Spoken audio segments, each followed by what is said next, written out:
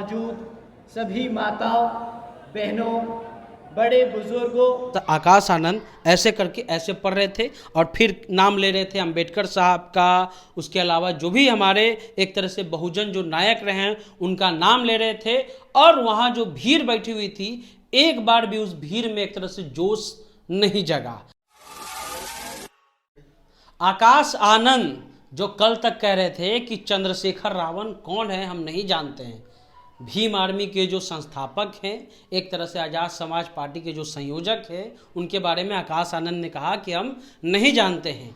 आज आकाश आनंद पटना पहुंचे थे, उनके तारीफ में पुल बांधे गए और कहा गया कि आकाश आनंद जी जो हैं वो लंदन से पढ़ करके आए हैं। और जब वो भाषण देने पहुंचे तो लंदन वाला गुण भी दिखा। आईपैड से देख देख करके आकाश आनंद ऐसे करके ऐसे पढ़ रहे थे और फिर नाम ले रहे थे अंबेडकर साहब का, उसके अलावा जो भी हमारे एक तरह से बहुजन जो नायक रहे हैं उनका नाम ले रहे थे। और वहाँ जो भीड़ बैठी हुई थी, एक बार भी उस भीड़ में एक तरह से जोश नहीं जगा। ये सवाल इसलिए उठाया जा रहा है कि अगर आप जमीन पे रहेंगे, अगर आप सड़कों पे रहेंगे, अगर आप संघर्ष करेंगे, तो आपको ऐसे देख करके जो है भाषण देना नहीं पड़ेगा।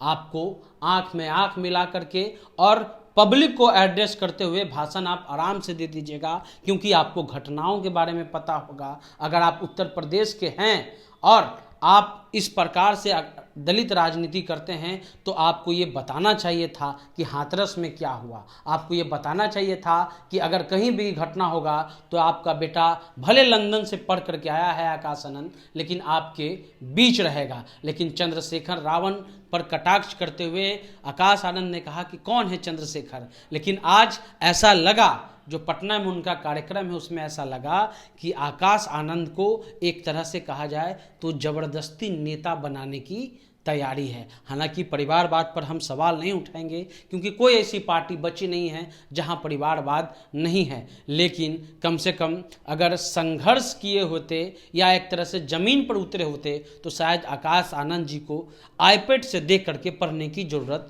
नहीं थी। ये सच है कि बीएसपी का एक अपना टैग है, बीएसपी का एक अपना पार्टी है, पूरे देश में उसके कैडर हैं। लेकिन ये भी सच है कि चंद्रशेखर आज़ाद रावण ने अपने बलबूते, अपने संघर्ष के जरिए उस लड़के ने, उस नेता ने अपनी जगह बनाई है और आकाश आनंद को जगह दी जा रही है। दोनों में ये अंतर है। आप कहिएगा कि ये तो हर पार्टियों में हो रहा है, लेकिन इस पार्टी में इसलिए ये हम बोल रहे हैं क्योंकि लगातार जो सुबह से जो कवरेज हो रहे थे, जो सवाल पूछा गया, जो उनसे पूछा गया कि आदरणीय आकाश जी, अगर बिहार में कुछ घटना होगा दलितों के साथ, क्या आप आइएगा, उसमें वो चुप रहे।